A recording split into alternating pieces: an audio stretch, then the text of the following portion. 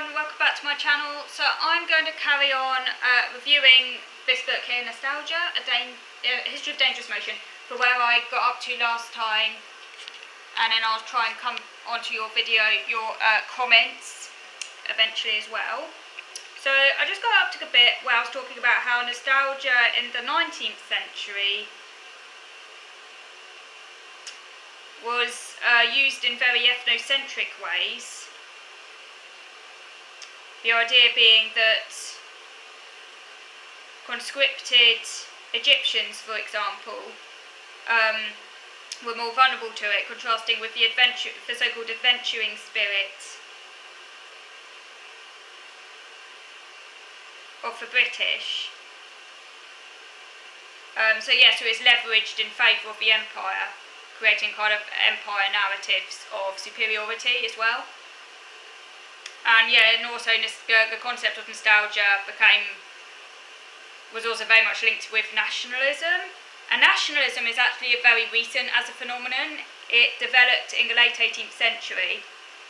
Before that, nationalism as such didn't exist, because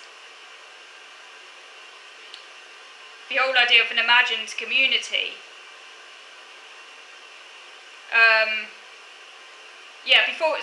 that's what I was saying. Nationalism developed for late 18th century, so quite a sort of modern phenomenon. And nationalism is all based upon this idea of the imagined community, which is a sense of communion between people who might not know each other, live very different lives, yet there's this sort of idea of a kind of myth of a common history, common set of beliefs, uniting them, despite the fact they never have met.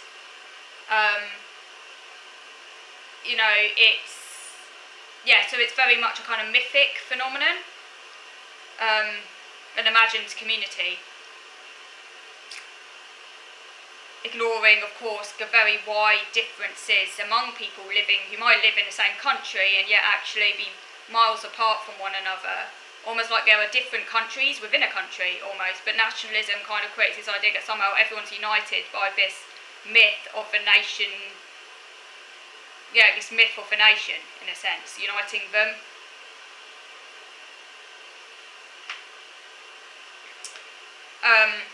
So the whole idea of a nation replaced traditional ties between family, and it superseded other connections between members of a local community and, say, to local lords. Prior to that, the sense of affiliation was very sort of local, very parochial. You were connected to your family, you were connected to your local lord, in feudal times. The whole notion of a nation-state didn't exist.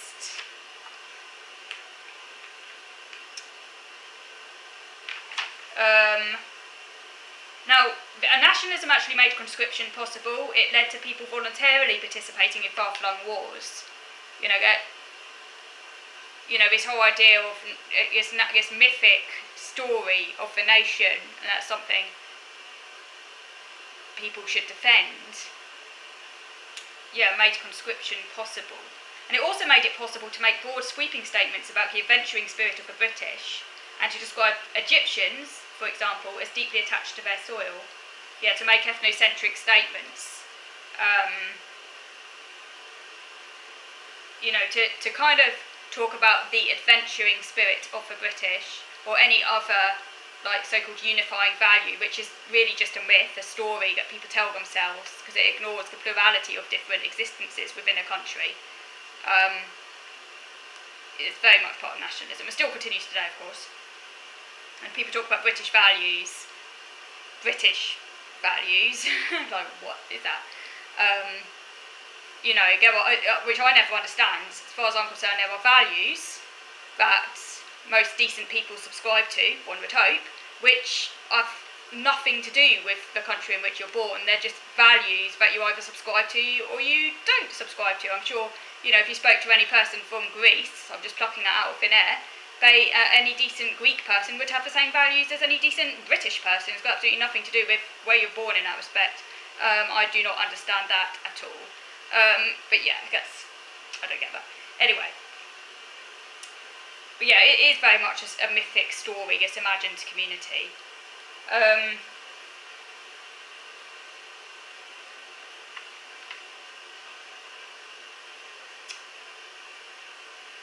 More people might have left home than ever before, but they also felt more strongly about their home than ever before.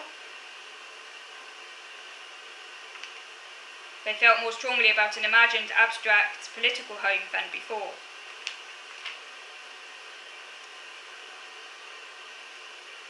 But challenging the idea that nostalgia was a flaw in a sort of very ethnocentric narrative, that nostalgia was a flaw inherent to, say, black and brown bodies, examples of nostalgia among British people who had failed to acclimate. There were many examples, abundant examples, of nostalgia among British people who had failed to acclimatise to the hot corners of empire. For example, the Prince of Wales said in the 1880s, "We must remember that as regards the colonies, they are the legitimate and natural homes in future for more adventurous and energetic portion of the population of these islands." So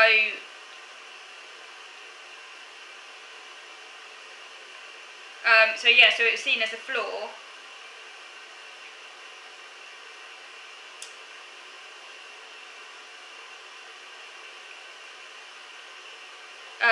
Nostalgia. And of course, many people in many people in the colonies, many British people in the colonies, longed for home, and they attempted to recreate the rituals of home, and this was characteristic of colonists abroad. This was one of the hypocrisies of empire. When the Europeans experienced nostalgia, it was seen as a sign of good breeding and heroic patriotism. And also, soldiers in the American Civil War were diagnosed with nostalgia as well, and this was seen as related to melancholia.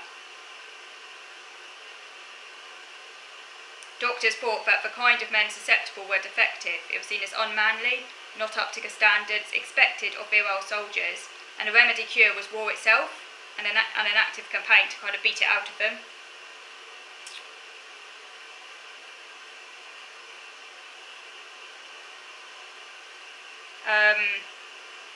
So there were many concerns in the Victorian period over the pace of social change. The Victorians worried about the impact of railways, steamships, and telegraph cables, which of course provides parallels to today. For example, panic over mobile phones, masks, and social media use. So nostalgia was a diagnosis that very much reflected the concerns of the age. Nostalgia was seen as a symptom of the 19th century, a pathological response to an accelerating pace of life. But while some invoke nostalgia as a sickness associated with certain races, others were more concerned with what it seemed to indicate about the frailty of white people. If European colonisers were so superior, why did they succumb to nostalgia when living in hostile climates? And this idea, the idea that an epidemic of disease might indicate some kind of constitutional degeneration among the supposedly advanced nations, this was seen as a symptom of a declining West. And it undermined the Victorian assumptions about male superiority and strength, the kind of masculine ideal of Victorian times based on virility and strength and an adventuring spirit. Nostalgia was seen as effeminate.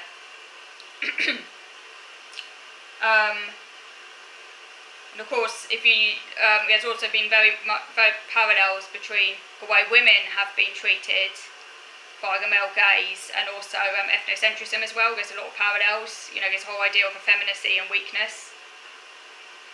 A lot of intersectionality there going on.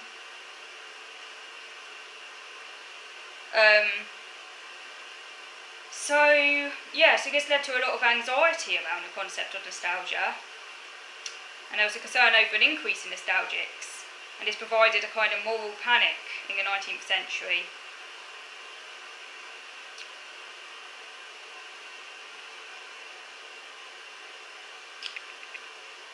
And then, in the late 19th century Europe, with rising political instability, economic distress and religious persecution, this fueled the largest mass human migration in world history, and many English people migrated to America. But of course, with increased travel, came a lot of homesickness and associated nostalgia. But then, in the early decades of the 20th century, nostalgia and homesickness began to part ways, because up until that point they'd been very closely aligned with one another. Nostalgia was seen as on the same spectrum as homesickness. But in the early decades of the 20th century, nostalgia and homesickness began to part ways. Now, homesickness was seen as an elevated sentiment. At first it was seen as an elevated sentiment, but later on it became seen as immature sentimentality. So there's a change there from seeing it as an elevated sentiment to being seen as immature sentimentality. But as nostalgia and homesickness parted ways, both were denigrated, both were seen as infantile attachments to home or family.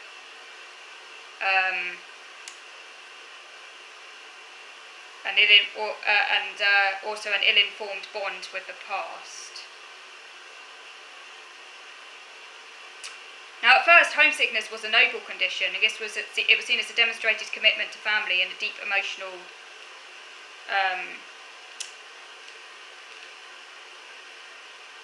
ties. But as the 19th century progressed, and Enlightenment ideal of free-moving individual took hold, and capitalism and colonialism became more established, increasingly nostalgia became infantilized and seen as something undesirable. This new age of movement, an emotion that tied people to the place they were born, was no longer worked in an increasingly global world with a mobile workforce. And in 1834, an anonymous Scottish gentleman wrote, "It seems never to have been intended that man should remain stationary in a place which gave him birth. He is an active and an energetic being, and we find him in all ages and countries moving from place to place, impelled by necessity to make the wide world his home, and the men of all nations his brethren." So that was a kind of seen as the adventuring spirit of the British. However, it was very one-sided, because it ignored the rights and existence of Native Americans, for example.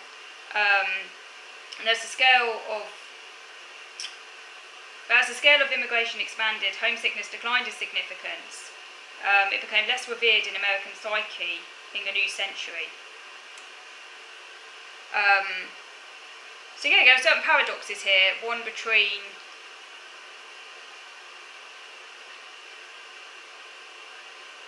protectionism, patriotism,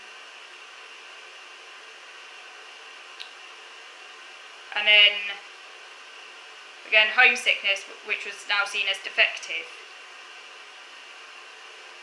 However, Ellis Island in New York, which is where the immigrants now arrived, embodied everything that the American dream had to offer. And the country's emerging national identity was a place that appealed to and welcomed newcomers, built on immigration. In the 19th century, people left homes in search of new life abroad. In the 20th century, millions more were forced to do the same, and this created the refugee.